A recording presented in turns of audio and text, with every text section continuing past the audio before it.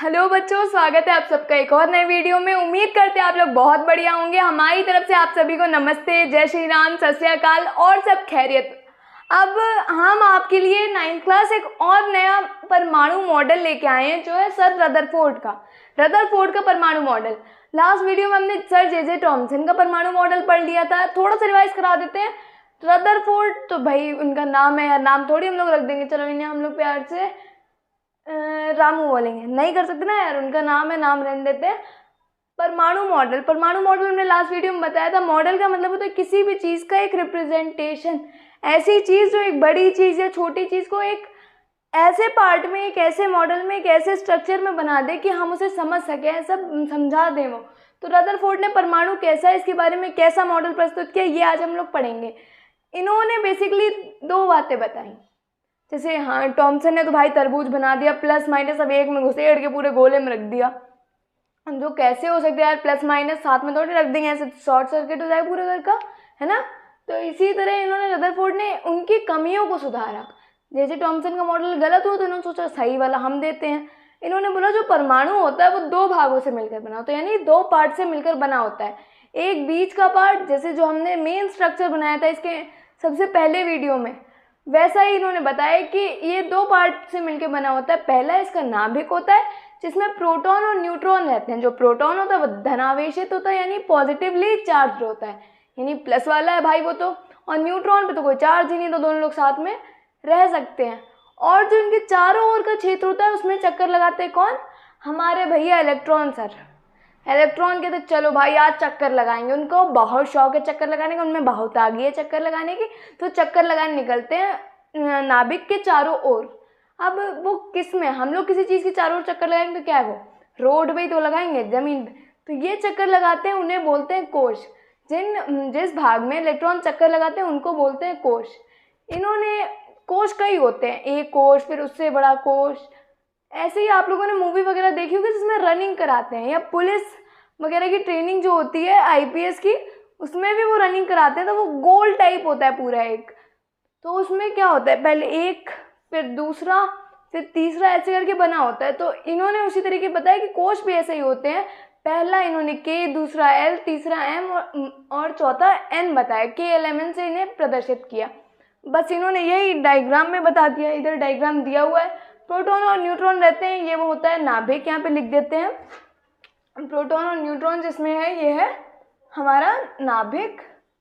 और क्या है, पूरा मॉडल एक बार रिवाइज करते हैं। रदरफोर्ड के अनुसार परमाणु दो भागों से मिलकर बना होता है। मध्य का भाग जिसमें प्रोटॉन और न्यूट्रॉन रहते हैं नाभिक कहलाता है, तथा इसके चारों ओर का वह क्षेत्र जिसमें इलेक्ट्रॉन चक्कर लगाते हैं वो कहलाता है कोश। यहाँ पे कोश भी लिख दे रहे हैं, ये हमारे कोश, ठीक है। अब इन्होंने कहा ये तो ठीक है, ये समझ में आ गया।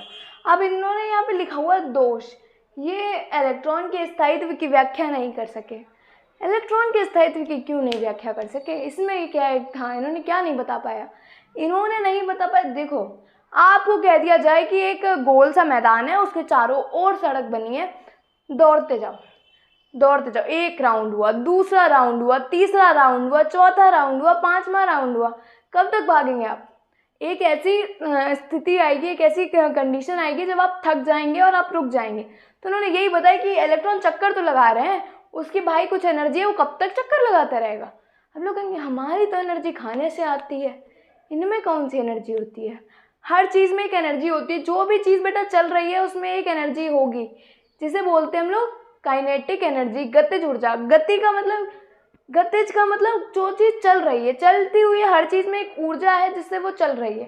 तो ये जो घूम रहे हैं इलेक्ट्रॉन, ये घूम तो रहे हैं, तुमने सही कहा चलो रदरफोर्ड भैया कि चक्कर लगाते हैं, चक्कर लगा रहे हैं, मगर कब तक चक्कर लगाएंगे? कोई एक स्थिति तो बताओ, कभी तो ये थक जाएंगे यार। मान लो 50 राउंड के बाद थक गए, फिर क्या पूरा परमाणु खराब हो जाएगा, मॉडल फेल कर दोगे, सारी चीज़ें गिर जाएंगी?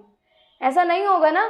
तो इस चीज़ की व्याख्या नहीं कर सके। इसके बाद एक और आए, उन्होंने और बताया, वो हम लोग पढ़ेंगे नेक्स्ट वीडियो में। उम्मीद करते हैं ये वाला जो मॉडल है वो समझ में आया। वो एक बार रिवाइज कर लेते हैं जाने से पहले, क्योंकि यार समझ के जाओ तो अच्छा है। इतनी देर वीडियो देखिए, थोड़ी देर और देख लो, मुश्किल से 50 सेकेंड लगेंगे। रदरफोर्ड के अनुसार परमाणु दो भागों से मिलकर बना होता है, दो भैया पार्ट है। बीच का भाग जिसमें प्रोटॉन और न्यूट्रॉन होता है। देखो आप लोग क्या किया करो, हम बोल रहे हैं उससे पहले बोलने की कोशिश किया करो अपने घर पे। जब आप बोलेंगे तो आपको ये चीज़ समझ में आएगी कि सामने मैम ने भी वही बोला, हमने वही बोला, यानी हमें भी आ गया जितना मैम को आता है। और हमें जितना आता है, पढ़ाने वाले को जितना आता है, अगर उतना आपको आ गया तो आपके पेपर में यार क्या कमी है। जब आपको टीचर जितना ही आ जाएगा तो कितना बढ़िया रहेगा। तो बस ज़्यादा नहीं पढ़ना है, जितना पढ़ाया जा रहा है उतना पढ़ो। क्या है, रदरफोर्ड के अनुसार परमाणु दो भागों से मिलकर बना होता है, दिख रहा है। बीच का भाग नाभिक कहलाता है जिसमें प्रोटॉन और न्यूट्रॉन होते हैं, तथा चारों ओर का वह क्षेत्र जिसमें इलेक्ट्रॉन चक्कर लगाते हैं वो कहलाते हैं कोश। इन्हें KLMN से प्रदर्शित करते हैं। आप कहेंगे KLMN से प्रदर्शित क्यों करते हैं? इनके बारे में हम लोग नेक्स्ट वीडियो में चर्चा करते हैं, आपको बताते हैं कि KLMN से ही प्रदर्शित क्यों करते हैं। और पता है इनमें एक बहुत यूनिक चीज़ होती है, संख्याएं भी होती हैं इसमें, 2, 8, 18, 32। इसके बारे में भी नेक्स्ट वीडियो में पूरा डिटेल करते हैं। तब तक के लिए जय हिंद, जय भारत, मन लगा के पढ़ते रहिए।